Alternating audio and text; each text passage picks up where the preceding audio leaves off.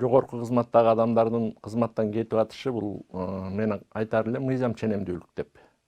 Себеби бийлик алмашты, бийлик алмашкандан кийин биз кайсы бир деңгээлде Кыргызстанда бир мыйзамдык жолго түшкөнүбүз, анан кандайдыр бир мамлекеттик тартип орной баштаганы көрүнө баштады. Буга биздин президентибиз Сооронбай Шариповичтин жасаган иштери күбө болуп атат. Мынакей өзүңүздөр билесиздер, коррупцияга карата күрөштү күчөтөбүз. Мамлекеттик баягы кызматтагы өзгөчө ушул коррупцияга жол бергендер менен биз аябыз күрөшөбүз деген сөзүнөн кийин эл чечкиндүү кадамдарды күтүп калган эле да. Ушул чечкиндүү кадамдарды күтүүнүн башталышы ушул мен айтам, ушу жогорку кызматтагылардын кете баштаганынын бир себеби деп. Себеби буга чейин эми ачыгын айтышыбыз керек. Мисалы, көпчүлүк жогорку кызматта отургандар өзлөрү профессиялык жагынан, кесипкөйлүгү жагынан ал кызматтарга туура келишчү эмес. Бул биринчи жагдай болчу. Экинчи жагдай, булар көп учурда саясий, мындайча айтканда, тапшырмаларды көбүрөөк аткарып, мамлекеттик кызматтын кызыкчылыгында эмес, өзүнүн ээлеп турган ордунун кызыкчылыгында эмес, кайсы бир адамдардын саясий кызыкчылыгында кызмат кылып калгандыгы коомчулукта өтө оор сыноого туш болуп келген да. Мисалы, ошол эле УКМнын Сегизбаевдин көп иштери, маселен, саясий кылмышкерлерди кармоодогу анын бир белгисиз адамдардын телефон менен сүйлөшкөнүн эле шылтоо кылып, саясий баягы кылмыш иштерин козгогондугу көп суроолорду жаратчу. Маселен, ошо телефондорду укканга мыйзамдуу укугу бар беле? Анын биринчиден, экинчиден, ушул эки адам телефон менен сүйлөшүп койсо эле кайсы бир саясий аброю бар адамдарга кылмыш ишин козгоп, аларды ошол замат эле камаш, бул мыйзамдуулукка жатабы деген сыяктуу өтө оор чоң суроолор бар болчу да. Мына ушулардын баарына коомчулук баягы карап нааразы болгон, мындай айтканда коомчулуктан нааразычылык күчтүү болчу. Ошондуктан бул ушуга окшогон баягы генералдык прокурордун кызматтан кетиши, ошол Сегизбаевдин кызматтан кетиши, бул мен жана башында айтып өткөндөй бир мыйзам ченемдүүлүк деп ойлойм. Муну коомчулук, мындай айтканда, биз массалык маалыматтарынан карасак, же болбосо соцсеттерден карасак, интернеттен, муну коомчулук туура кабыл алып, президенттин бул кадамын колдоп атышат. Бул туура жасап атат деп. Эми экинчи маселе, туура айтасыз, ушул булар кызматтан кетип эле анан тиги кутулуп, баягы жоопкерчисиз калбаш керек. Себеби бул жөнүндө мен өзүм атайын макалада жаздым. Массалык маалымат каражаттарына. Себеби буга чейин Акаевдин учурунда да көп биздин ушундай ошол эле ген прокурорлор, генералдык прокурордо иштеп тургандар, же болбосо УКМКда иштеп тургандар көп саясий кылмыш иштерин козгоп, бир топ күнөөсүз адамдарды камап, бирок кийин баягы кызматтарынан кутулуу менен, ошонуу менен эле кутулуп кетип жатышат да. Минте берсе, бул кийин деле ушундай болуп улана бериши мүмкүн да. Ошондуктан биз жогорку кеңешке коомчулуктун көптөгөн өкүлдөрү кайрылып атат. Атайын комиссия түзгүлө дагы булардын ишинде мыйзамдуулук канчалык деңгээлде болду эле. Ошону карап, эгер булар мыйзамсыздыкка жол берсе, анда жоопкерчиликке чакыргыла деген коомчулуктун талабы болуп атат да. Муну менин оюмча жогорку кеңеш угат. Бул жөнүндө жогорку кеңеште сөз да жүрүп атат. Атайын комиссия түзүш керек депчи.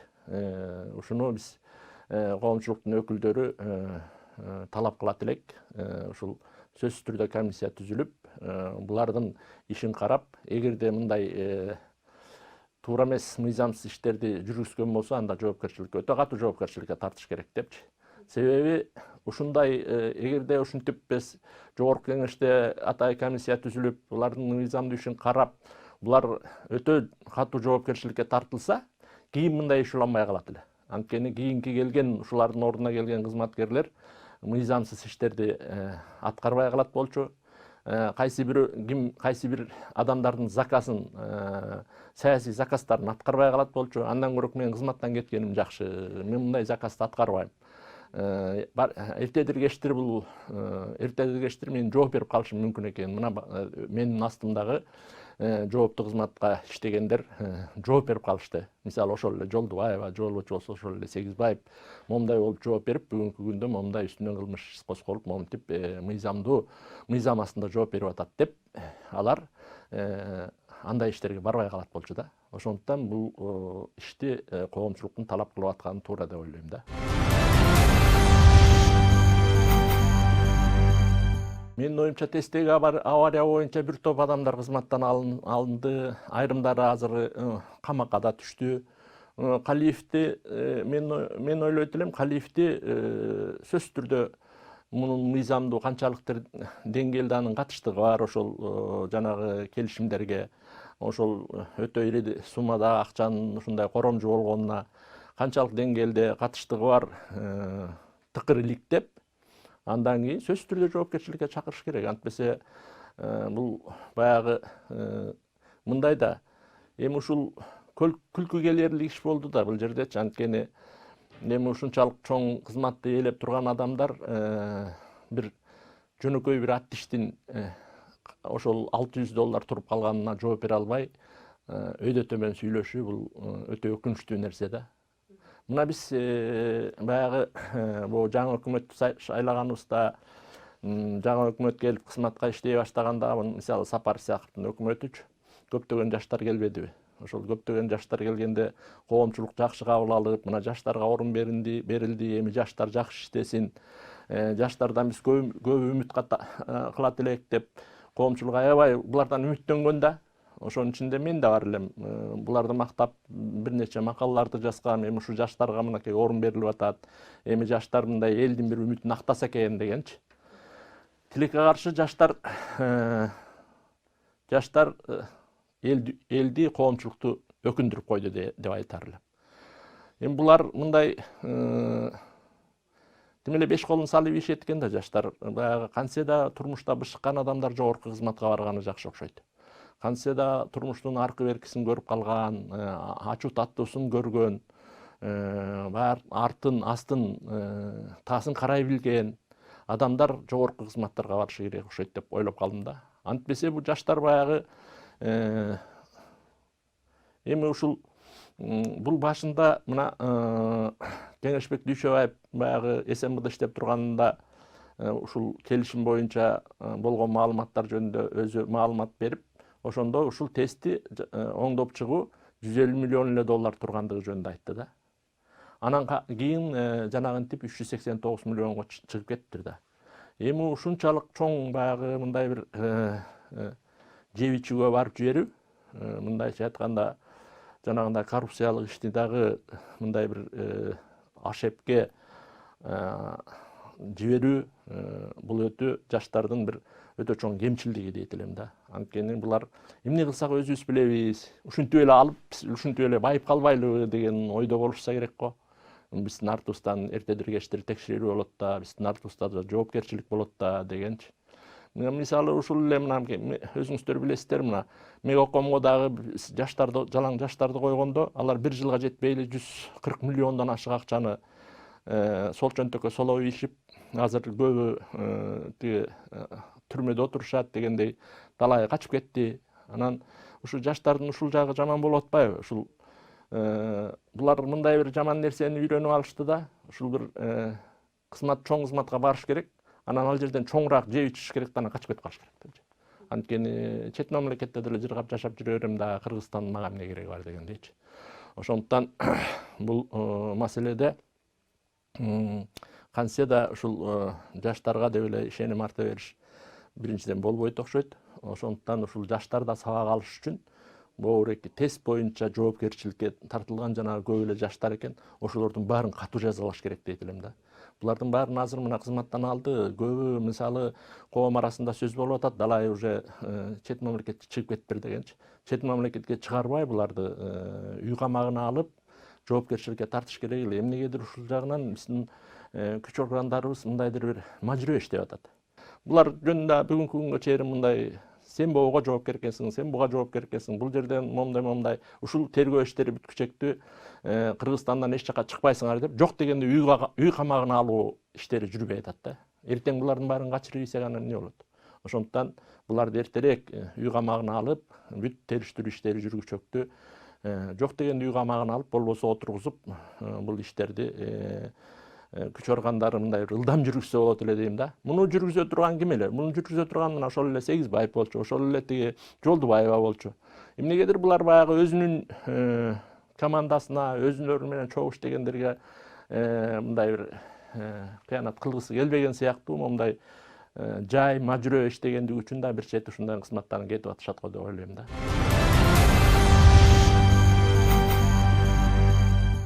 Эми кандай болгон күндө да бүгүнкү күндө Салянова ушул өзүнүн мындай бир турмуштан ачуу мындай жазасын алды деп ойлойм да.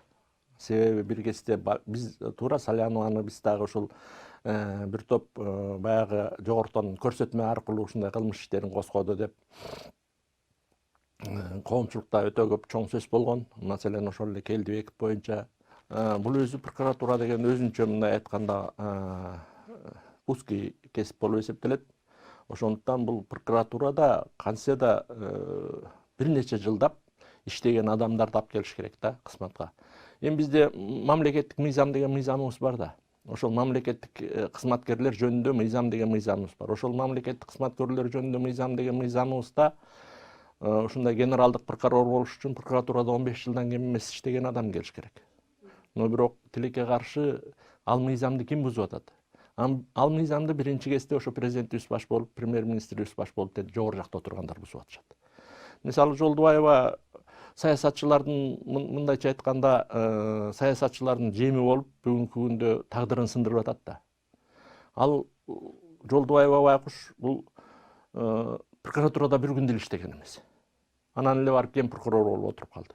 Анан ал өзү мындай айтканда жогору жактын заказын аткарганынын себеби дагы ошол ал кесипте эч нерсе билбегендиктен,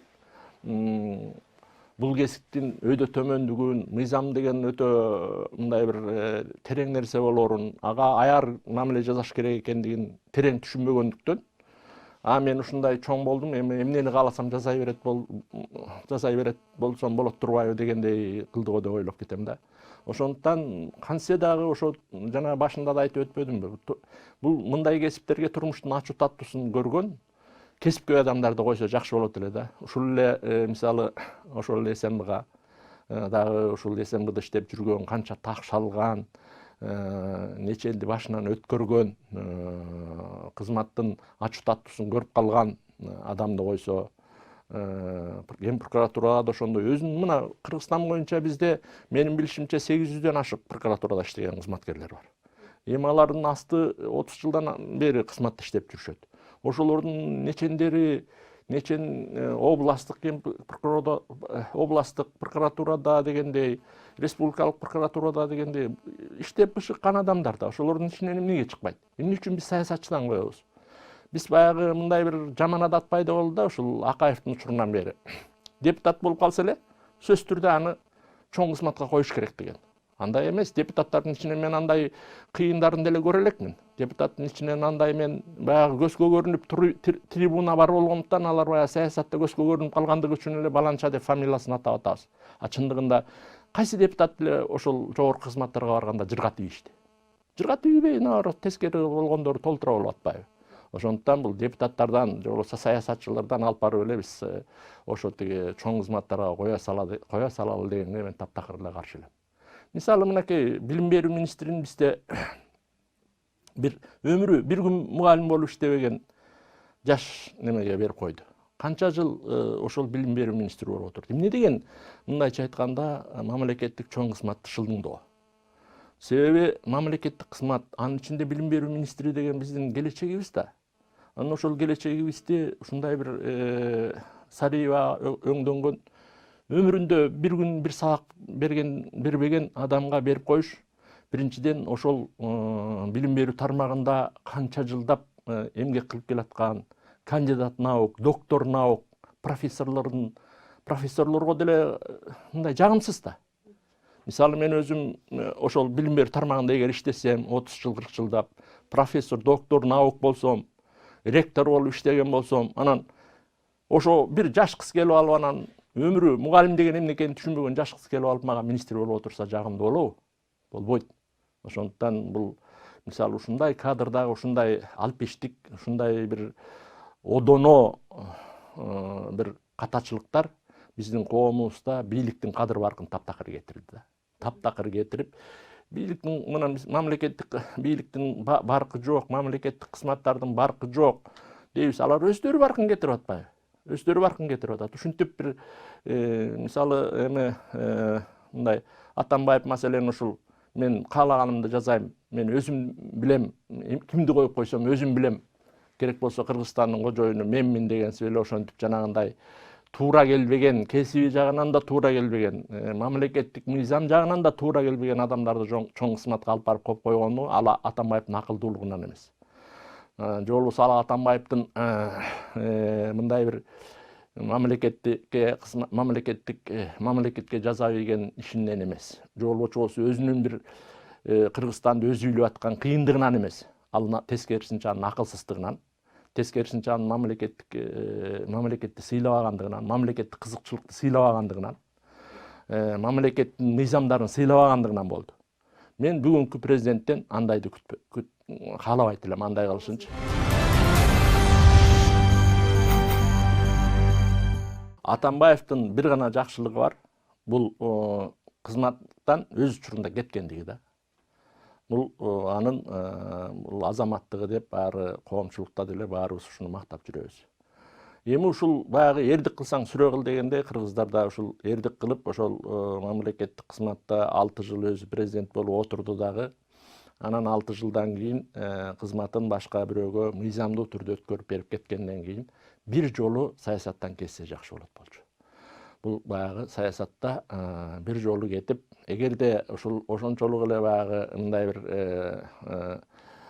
Жээнбековдун Сооронбай Шариповичтин ишине кийлигишкиси келсе, аны өзү ичара эле жөнөкөй эле баягы кеңешчи катары бобур эки жериңди мындай кылсаң, тиги жериңди тигиндей кылсаң болот эле деп баягы өз ара айтып коюп, бирок саясий аренага кайра чыкпай койсо, бул Атамбаев чоң жеңиш алат эле.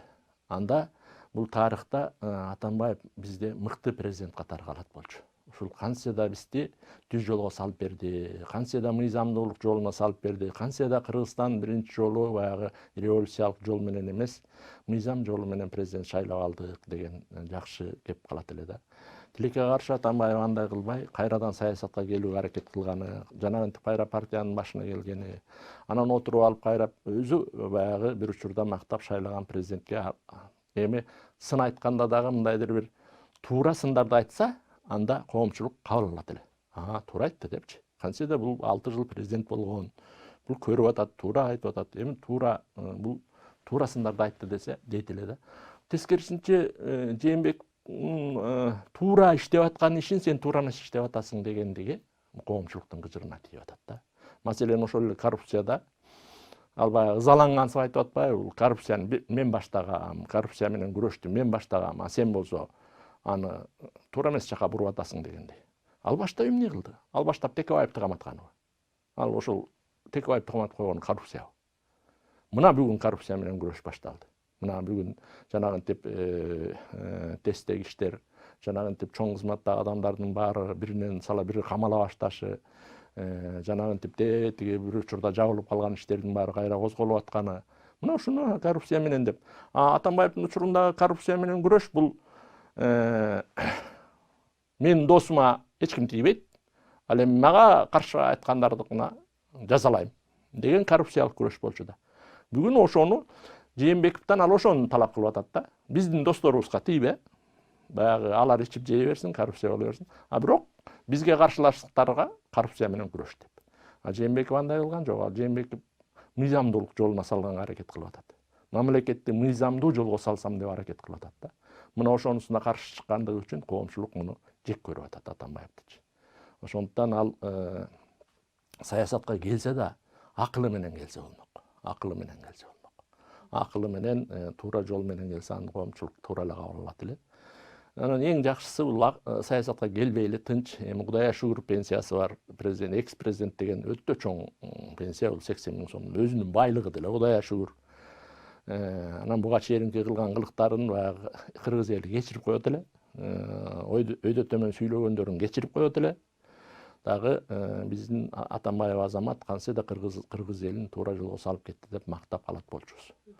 Тилекке каршы андай болбой, бүгүнкү күндө эми кептин ачыгын айтканда ар кандай саясий иштерди баштап, керек болсо маалымат согушун баштап, азыркы бүгүнкү иштеп аткан президентибиздин айланасында ар кандай бир ушак кептердин чыгышына түрткү болуп атканы өкүнүчтүү нерсе да. Мындан ал пайда таппайт, мындан зыян эле табат. Бул бийликке келген кызматкерлердин жоопкерчилигин оп-оңой эле жогорулатып коет. Анын татаал эч нерсеси жок. Мына ошол эле Жээнбеков Сооронбай Шарипович президентибиз таза иштеш керек. Мыйзам таза кармаш керек. Ар кандай саясий кызыкчылыктарга, ар кандай саясий интригаларга барбашы керек. Түз мыйзамда кандай талап кылынса, элдин көксөсү кандай болсо ошондой түз иш алып барышы керек. Экинчи, премьер-министр. Премьер-министр дагы түз жакшы иштеши керек. Эч кандай саясий интригаларга аралашпаш керек. Саясий заказдарда оюн курбаш керек.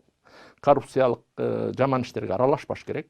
Мыйзам менен элдин кызыкчылыгына иштеш керек. Үчүнчүсү мына ошол СМБ. СМБда түз өзүнүн милдетин аткарышы керек. Саясатчылардын аркасынан кубалап, алар кафеде отурса анын астына жучок коюп, эмне сүйлөшүп атат деп угуп, саясатчылардын оппозицияда жүргөндөрдүн сүйлөшкөнү мамлекеттик өтө оор неме эмес, коркунуч эмес. Анын аркасынан канча чыгым кетирип, жанагынтип бул Сегизбаевдин учурунда саясатчы аттуу, оппозиционер аттуунун баарын үйүнөн бери канча кызматкерлер аңдып, күндөп, түндөп кубалап жүргөнүчү. Ошого кеткен чыгым канча? Ал биздин сырткы чек-арачы немелерибиз канча, биздин мамлекеттик сырлар боюнча иштерибиз канча толуп атат. Ошол өзүнө тийиштүү иштерди аткарышы керек. Ген прокуратура да өзүнө тийиштүү иштерди аткарыш керек. Мына ошентип бир мамлекетте 5 чоң кызмат бар. Бул 5 чоң кызмат. Биринчиси мына президент, экинчиси премьер-министр, үчүнчүсү СМБ, төртүнчүсү ген прокуратура, бешинчиси жогорку сот. Ушул 5өө мамлекетте таза мыйзамдуу иштеп, алдым жуттумдукка жол бербесе, мыйзамдын чегинен тайбашса, элдин кызыкчылыгы, мамлекеттин кызыкчылыгы үчүн иштесе эле, мамлекеттик кызматтын кадыры барып өсөт. Мамлекет туура жолго түшөт.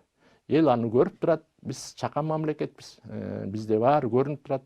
Бизде баары билинип турат. Анын үстүнө биздин элибиз өтө мындай айтканда билимдүү элбиз да. Билимдүү болгондуктан баарын окуп, көрүп турабыз. Ошол баягы мамлекеттик кызматчылардын кадыры барып өсүп, өз жолуна түшөт эле да.